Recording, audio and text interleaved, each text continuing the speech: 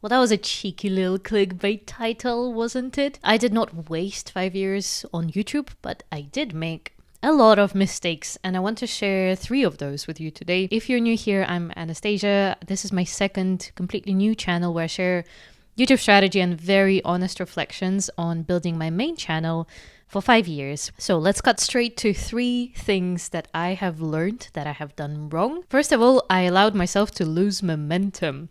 The way that I started YouTube back in 2021 was incredibly committed. I was posting religiously for about a year and a half. And then I wasn't seeing as much result as I was hoping. And then I kind of let it slip, and my uploads became once every couple of weeks or once in a month. It coincided also with me getting a job in consulting, and that job was incredibly intense.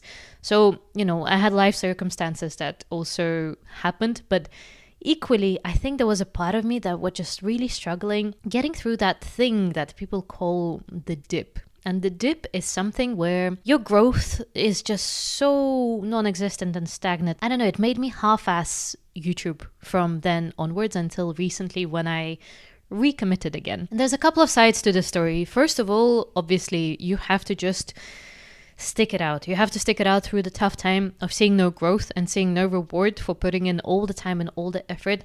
That proportion of time and effort versus payback, whether monetarily or just generally success-wise, is the worst when you're starting. So it's not gonna get worse than that, most likely. And you have to stick out the beginner stage. Otherwise, there's no chance that you're going to get to the success that you want to see. I think the thing that the dip does is that it kind of qualifies or disqualifies you based on the level of commitment and dedication that you have without any short-term reward. It's the thing that a lot of us humans struggle with. We want instant dopamine, we want instant results. And we actually really struggle to optimize for the thing that will be long-term benefit and growth and stuff like that.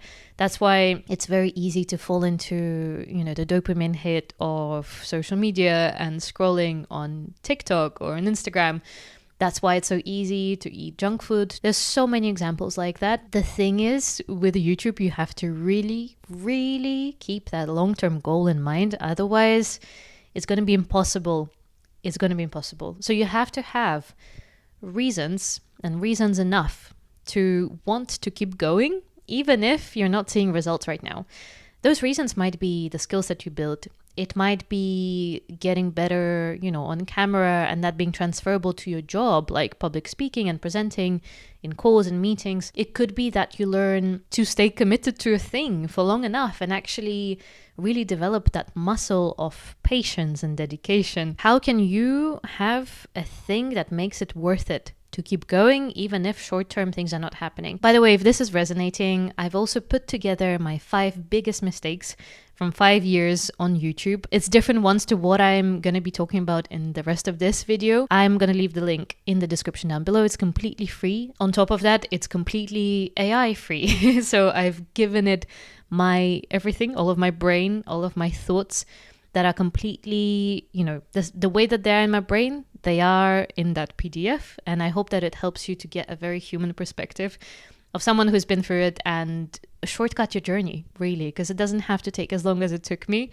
It's only recently that I'm starting to do this in a smart way rather than work hard all the time way and do random stuff way. Link in the description. On to mistake number 2, and it's staying safe all the time with the stuff that I posted.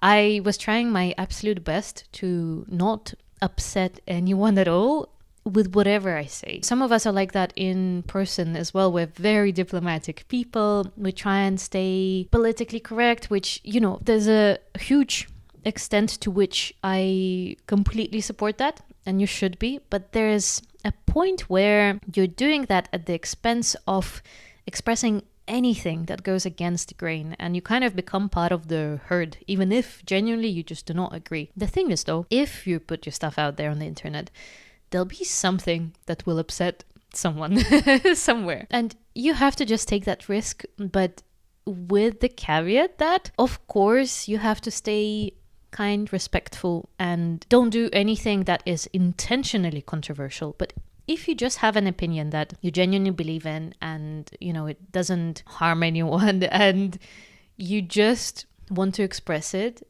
I think you should feel much more comfortable doing that. And it's a long journey to get there, of course, especially for people pleasers like I am. It's very hard sometimes to say what you actually think without that fear of judgment stopping you. What I would tell you, if that's any motivation at all, the best videos that I've had are all talking about stuff that I think has the potential to upset someone. There was a video that I did on my other channel, which I'll actually dissect in one of the videos on this channel. And it was titled, I started talking like a middle-aged white man named Richard. It worked. And to my absolute dread, in the comment section, there was a middle-aged white man named Richard who actually found this video. So maybe the algorithm is taking it a bit too literally.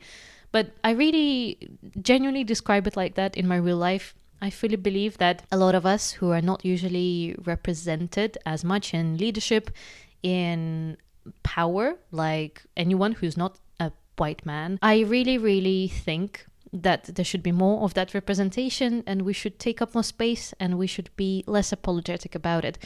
So it goes completely in line with what I believe in and with my values. But it is something that can upset people. So posting that video was a bit scary for me. But I'll tell you now that this is one of my best performing videos on the channel. Probably the best performing one in terms of the first week. It got over 1,000 views, and that's unprecedented for my channel. I do have videos that have more than that, but they've climbed over time because I think they were optimized for search. This one was optimized for browse and getting that emotional resonance a bit more. And I have countless examples where a YouTuber or a smaller channel, they expressed an opinion that is just so raw and very honest. And it's not polished and filtered to be this non-controversial, completely sterilized. It was not sterilized. That is the stuff that tends to do well.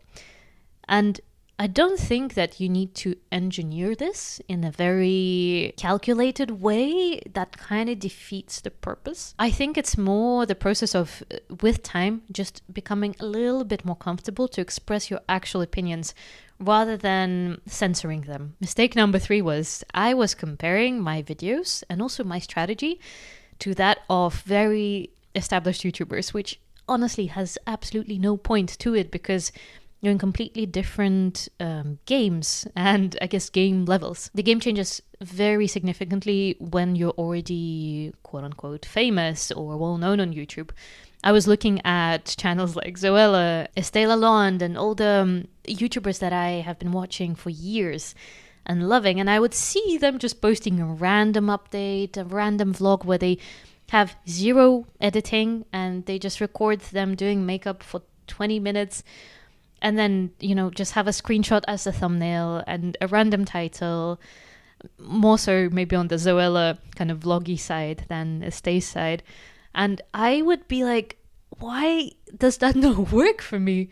Like, can't I just, is that the thing that you should be doing? Should you just be nonchalant and like just really casual? And I was comparing myself to a completely wrong type of channel because they can post anything, they can post themselves in a potato sack and then people will click because it's them. I'm not there at all, not even near. So the thing that I want you to remember is that you need to be learning from other small channels that are doing well. You actually will probably get more value from people who have walked the talk for some years, who are still kind of like in that growing stage. They remember what it was like to be a beginner, to be a tiny channel, to build your first 1,000. You'll learn so much more from them than from the people who are so far removed from that process, from that stage of their YouTube career, because for them, the rules are different. So don't compare your editing skills. Don't compare your production skills. Don't compare your packaging to huge channels like that. You're just not playing the same game. And also, you cannot expect to have the same level of cadence, the same frequency of posting on YouTube as them. There are some channels that literally have a whole team behind them, like, Hormozis or Ali Abdal and all of these other channels. They have lots of people working full-time for them. that make it possible for them to have such well-produced videos so often, you're probably a solopreneur, a solo YouTuber, and you're wearing all the hats. You also probably have a 9 to 5 or full-time commitment alongside. It's absolutely unreasonable for you to be comparing yourself to that. So instead, surround yourself with small channels that, maybe have had some little breakthroughs here and there. They've been improving over time. You can see the progress that they've made. And I would really just focus on learning from them as your colleagues in the YouTube space. If you found this useful, like I said, I have my 5 biggest mistakes from 5 years on YouTube linked in the description down below. And I think you'll enjoy watching this video next. I'll see you over there. Bye.